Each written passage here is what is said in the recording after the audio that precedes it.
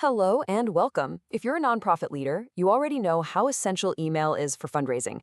But have you ever stopped to think about what happens when those emails cross state lines?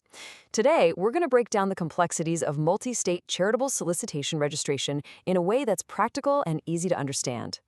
This explainer is brought to you by Ironwood Registrations. They're specialists in helping nonprofits, just like yours, navigate all these complex rules. Email is such a powerful tool. It lets you reach supporters practically anywhere. But here's the catch, and it's one that surprises a lot of organizations. Those very emails can trigger registration requirements in multiple states. The moment a donation request lands in an inbox in another state, regulators there might see it as a direct solicitation in their jurisdiction. And just like that, you have a compliance challenge you might not have even seen coming. So in this explainer, we're going to walk you through all the key aspects of email fundraising compliance. We'll kick things off by defining what a solicitation even is, then dig into the huge role of donation links, and we'll clear up the difference between passive and direct appeals. And then we'll get into the practical stuff, strategies to manage your multi-state fundraising and keep everything compliant. All right, so first things first. Before we can get into the weeds, we have to be really clear on the core concept. What exactly is a charitable solicitation from a regulator's point of view? Well, for most state regulators, it's actually pretty simple. A charitable solicitation is any request for a donation that is directed to residents of their state. And that word, directed, that's the key to understanding all of these rules. And, these requests come in all shapes and sizes, from the old school direct mail to social media campaigns, and of course, our focus today, email appeals. The bottom line is pretty straightforward. If your email encourages someone to make a financial contribution, regulators are almost definitely going to call it a solicitation. Okay, so let's get into the specifics of when an email actually triggers these registration requirements. It really all comes down to what happens when your message crosses state lines digitally. The trigger is surprisingly simple, really. It happens when you send donation requests to people in states where you aren't registered to fundraise. Just think about it. A single fundraising email sent to a national list is bound to reach people in states where you probably should have been registered before you even hit send. So when regulators are looking at your email campaigns, they have a few key questions in mind. They're asking, does this email directly ask for money? Is there a donation link? Is it obvious this message is meant for supporters in lots of different states? And are you regularly talking to donors all over the country? With email lists that span the entire U.S., it's actually pretty easy to accidentally solicit donations across dozens of state lines. This brings us to a super critical piece of the puzzle, that little donation link in your email. It might not seem like a big deal, but in the eyes of a regulator, it's often the click that counts. A simple donation link can be the thing that turns a regular informational email into a direct solicitation.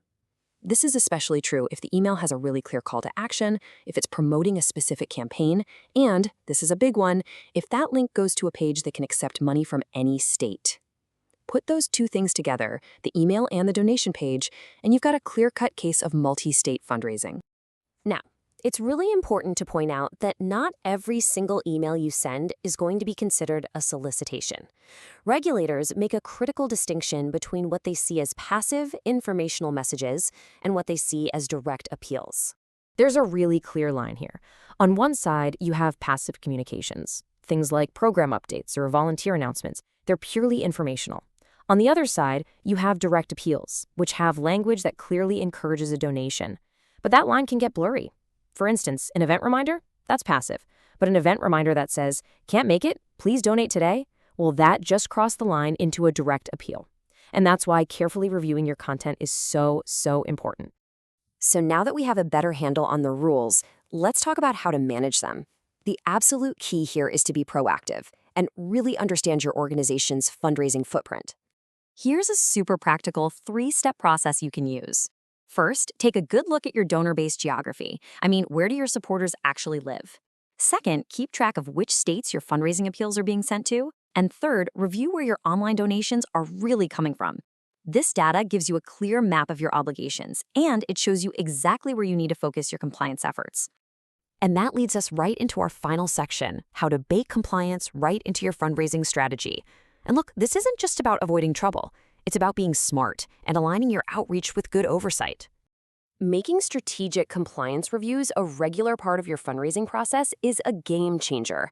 This means looking at your donor list locations, tracking the states where you're getting contributions from, and just understanding the national reach of your campaigns.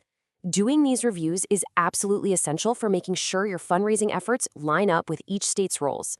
It ensures that as your fundraising grows, your compliance foundation is growing right along with it.